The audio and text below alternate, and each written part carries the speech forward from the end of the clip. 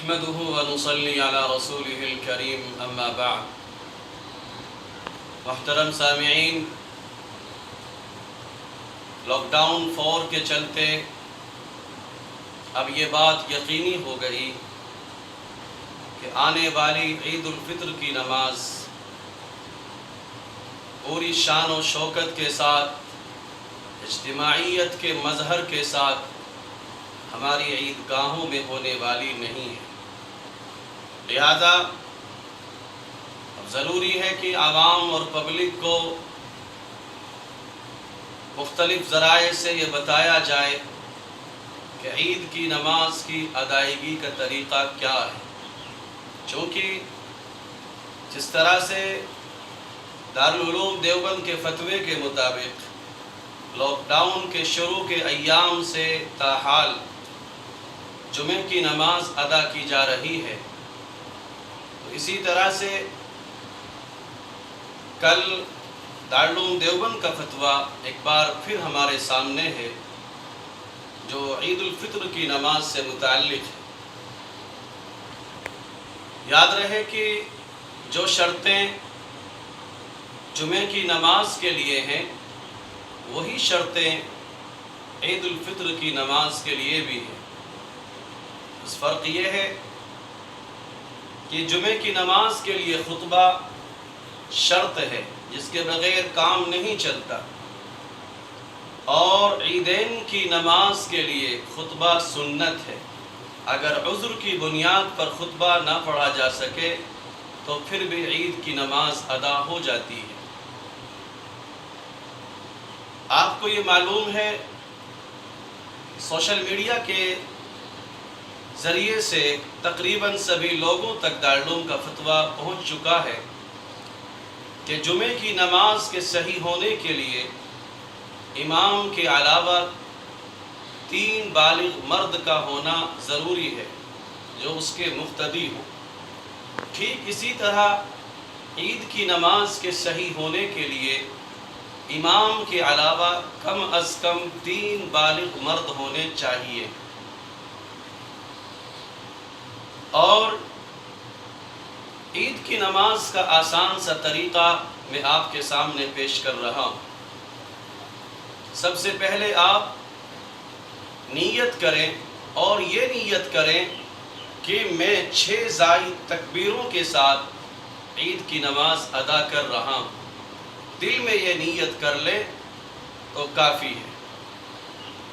آپ تکبیر تحریمہ کہہ کر نیت باندھ لیں، ثنا پڑھیں. ثنا سے فراغت کے بعد 3 مرتبہ زائد تکبیریں کہی جائیں گی اس انداز میں. پہلی مرتبہ دونوں ہاتھ کانوں تک اٹھاتے ہوئے اللہ اکبر ہاتھ چھوڑ دیں گے. پھر دوسری مرتبہ دونوں ہاتھ کانوں تک اٹھائیں گے، اللہ اکبر چھوڑ دیں گے. اور تیسری مرتبہ دونوں ہاتھ کانوں تک اٹھائیں گے، اللہ اکبر اور باندھ لیں گے. پھر آپ سورہ فاتحہ پڑھیں گے، کوئی سورت پڑھیں گے یا جہاں سے بھی آپ قرآن پاک سے پڑھنا چاہتے ہوں آپ پڑھیں گے. پھر آپ عام نمازوں کی طرح اس رکعت کو پورا کریں گے، اور دوسری رکعت میں پہلے آپ سورۃ الفاتحہ، اس کے بعد کوئی سورت آپ پڑھیں گے. پھر قراءت سے فراغت کے بعد آپ 3 مرتبہ زائد تکبیریں اس طرح سے کہیں گے، اللہ اکبر، دونوں ہاتھ کانوں تک اٹھائیں گے اور چھوڑ دیں گے. پھر دوسری مرتبہ دونوں ہاتھ کانوں تک اٹھائیں گے، اللہ اکبر اور چھوڑ دیں گے. تیسری مرتبہ دونوں ہاتھ کانوں تک اٹھائیں گے، اللہ اکبر اور چھوڑ دیں گے. چوتھی مرتبہ آپ کو دونوں ہاتھ کانوں تک نہیں اٹھانے ہیں، صرف تکبیر کہنی ہے، اللہ اکبر اور رکوع میں جانا ہے. اس طرح سے آپ پھر اپنی نماز کو عام نمازوں کی طرح سے پوری کریں گے. تو یہ 2 رکعت نماز عید کی اس طرح سے پوری ہو جائے گی. یہ بھی یاد رہے کہ عید کی نماز مفتہ بہ قول کے مطابق واجب ہے.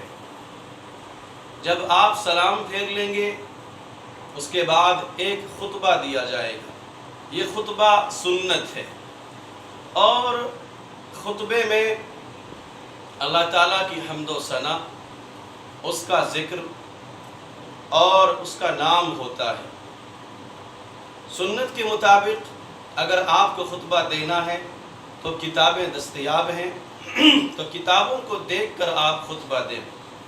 اگر آپ کے موبائل میں ہو تو موبائل میں دیکھ کر آپ خطبہ پڑھ سکتے ہیں۔ اگر یہ بھی نہیں کر سکتے تو آسان سے الفاظ میں اور آسان طریقے میں یہ سمجھیں کہ پہلے خطبے میں آپ اس طرح سے پڑھیں: نحمدہ ونصلی علی رسولہ الکریم اما بعد۔ اس کے بعد قرآن پاک کی جو آیات کریمہ آپ کو یاد ہوں وہ پڑھیں اور آپ بیٹھ جائیں۔ آپ کا ایک خطبہ مکمل ہو گیا۔ پھر آپ اتنی دیر بیٹھیں جتنی دیر میں سبحان ربی الاعلیٰ 3 مرتبہ کہا جا سکے۔ پھر آپ دوسرے خطبے کے لیے کھڑے ہوں اور نحمدہ ونصلی علی رسولہ الکریم اما بعد یہ پڑھ کر آپ پڑھیں: ربنا آتنا فی الدنیا حسنہ وفی الآخرۃ حسنہ وقنا عذاب النار۔ اس کے بعد درود شریف پڑھیں: اللہم صلی علی محمد انک حمید مجید تک۔ اس سے آگے اگر آپ پڑھنا چاہیں وہ بھی پڑھ سکتے ہیں، صرف اتنا ہی پڑھ لیں، یہ کافی ہے۔ اگر آپ یہ بھی نہیں کر سکتے تو سب سے آسان اور آخری طریقہ یہ ہے کہ آپ پہلے خطبے میں سورہ فاتحہ یعنی الحمد کی سورت پڑھیں اور بیٹھ جائیں، اور دوسرے خطبے میں کوئی سورت پڑھ لیں، سورہ اخلاص قل هو اللہ پڑھ لیں یا سورۃ الکوثر انا اعطیناک الکوثر پڑھ لیں تو آپ بیٹھ جائیں۔ تو اس طرح سے آپ کا خطبہ مکمل ہو جائے گا۔ اللہ تعالیٰ مجھے بھی اور آپ کو بھی عمل کرنے کی توفیق عطا فرمائے۔ وآخر دعوانا ان الحمد للہ رب العالمین۔